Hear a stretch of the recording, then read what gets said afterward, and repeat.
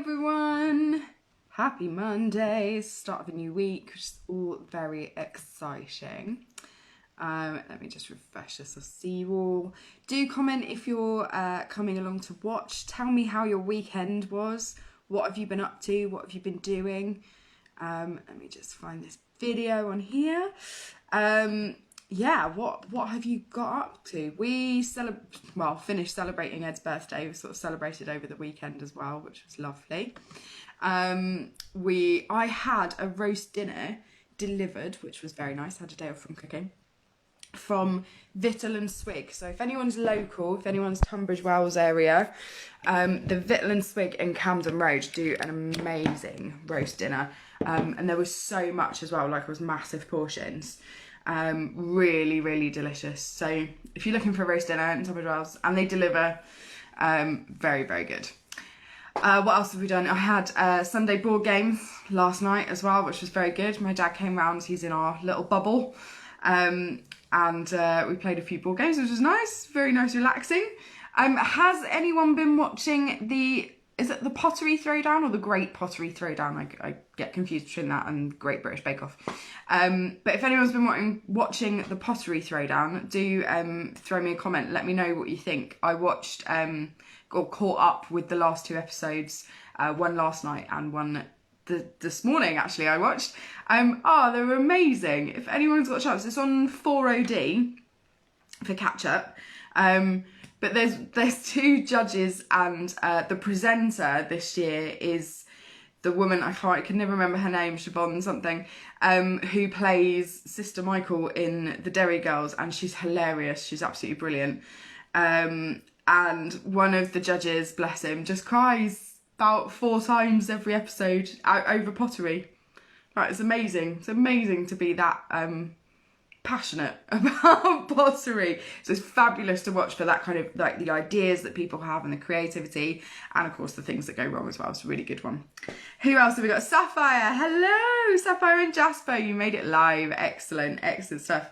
So we're doing watercolours today, so hopefully you've got some paints, a water jar and some paintbrushes, and now I've got watercolour paper, but if you've got normal paper, that's fine. I'm not going to use too much water when painting these ones anyway, just because we want it to dry quick enough for you to be able to see it. But particularly if you are not using watercolour paper and you're just using normal plain paper, do not use too much water, because the idea behind watercolour paper is super absorbent. So yeah, try not to use too much of that. So today we are going to paint a penguin, because I quite like the idea of a little penguin being added to my collection. I was nearly going to paint trees again today, and I will paint trees later on in the week, but I thought I had enough of trees. So we're going for a penguin today. So I'm going to lower you down. What we are going to use is an orange and a black water. So we're only going to use the 2 colours today. So orange and black. Which is great. So what was I going to say about that? Orange black. If you don't have a black, that's it. So a lot of watercolour paint sets don't often have blacks in them. Mine has, because it's the most big one. But if you haven't got a black, just use a really dark blue. That's fine. We can use that. I'm glad to see you've been watching, Rebecca. Keith, that's his name. Keith, absolute floods of tears over pottery and Great Pottery Throwdown, which is great. Hello, Isabella and B. Hello, my next door neighbours. Hello, that must feel very weird, knowing that I'm literally not far away. Nice to see you guys here. Excellent stuff. So we'll get started. I'm going to use a fairly, it's not a tiny brush, but it's not a huge one either. And I'm only working on kind of small A5 paper today. So this is what I'm doing. So I'm going to drop you guys down so that you can see. Do comment, ask questions, anything else, just comment on there. Hello Tish and girls. Bad Wi-Fi, what have we missed? Not much, me blathering on about the Great Pottery Throwdown really. We're doing watercolour paints. We're going to paint a penguin, just so you know. And hello. Right, I'm going to drop you guys down so you can see what we're doing. I don't think I've got any cats in the way. There we go. Occasionally I get the cats coming up to join me. There you go. Hopefully you can see that. So I'm kind of the penguin shape is going to be very, very kind of fluffy penguin. So it's going to have a nice kind of head here, and then big body, and then the fins just kind of come off at points at the end, just so you kind of know the rough shape that I'm going for. Now the first thing that I'm going to do is make a very watery black. Let's bring this in here so you can see. Very, very watery black. Just because I want to outline where I'm going with this penguin.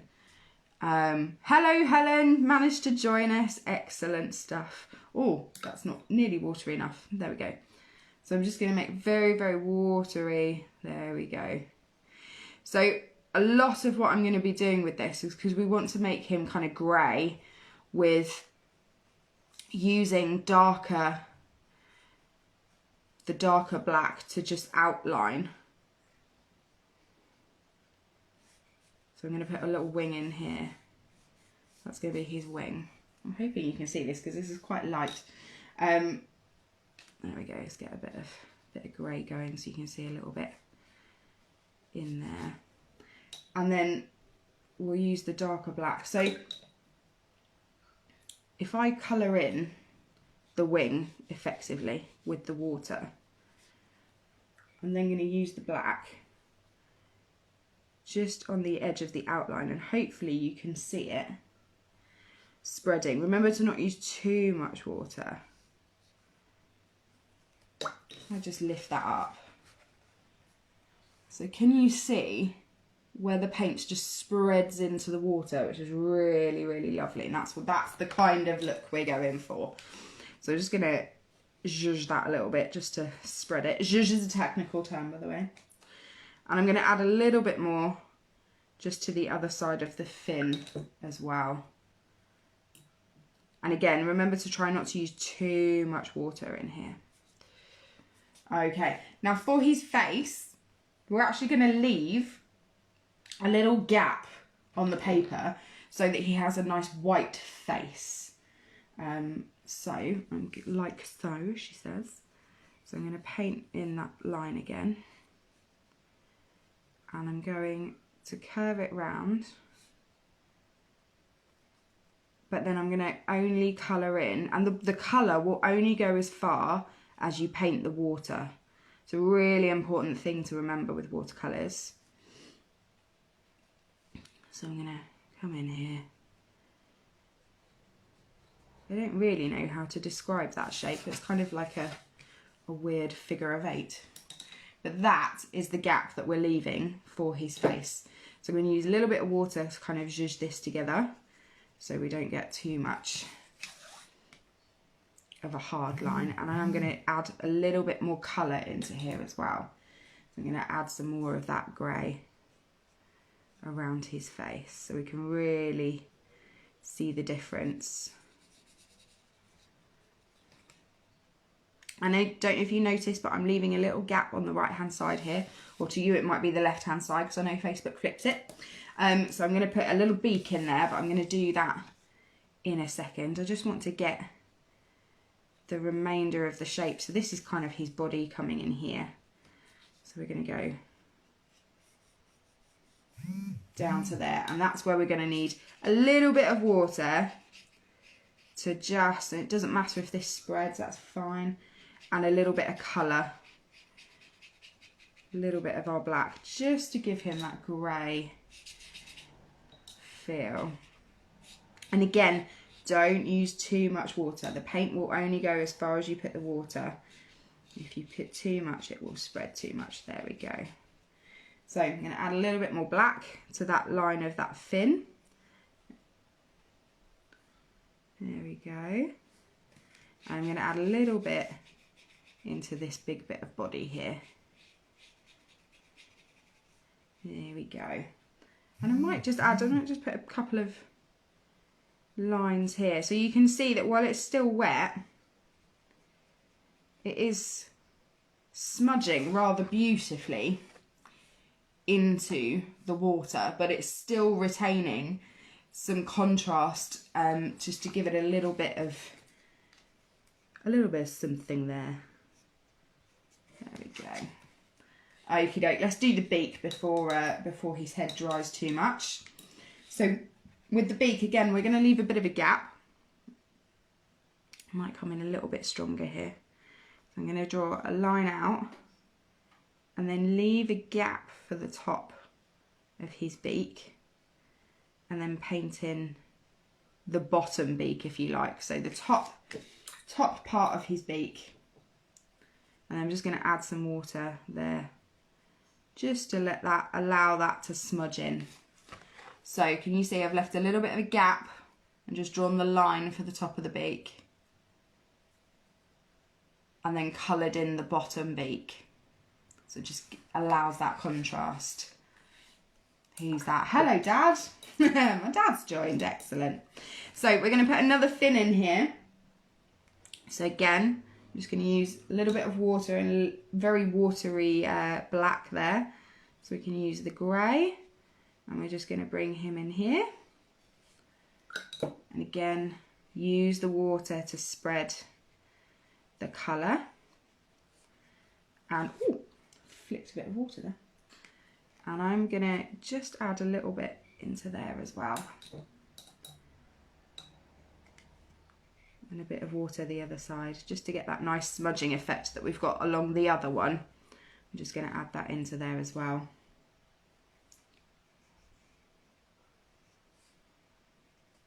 There we go. And as it dries, that's the nice thing about watercolours, you can come back to something, especially if you use quite a lot of water, you can come back to something and it looks completely different, because as it dries, that will spread, that colour will spread into our penguin. Okay, so we're ready to do the feet. So before doing the feet, because I want them to kind of smudge a little bit, I'm just going to use a little bit of water, just because mine's dried very quickly. My husband's Ed's obviously got the heating up very high, so it's drying out too quick. So I'm just going to dampen that bottom bit. So you don't want it wet, you just want it damp. And then I'm going to use my orange. So I'm going to go for a nice, really bright orange, just to really contrast there. And I'm literally going to paint 2 semicircles. So I'm not worried about detail or definition right now. I'm just going to paint 2 semicircles. I could probably do with a bit more pigment on there. There we go. And then one over here as well. So they're kind of ovals, I guess, rather than semicircles, but there we go.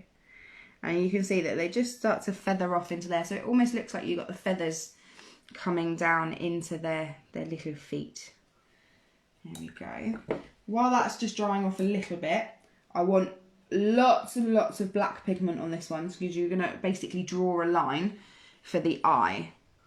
So I'm just going to draw a little sleepy eye there. There we go. That gives him a lot more character now he's got an eye, doesn't it?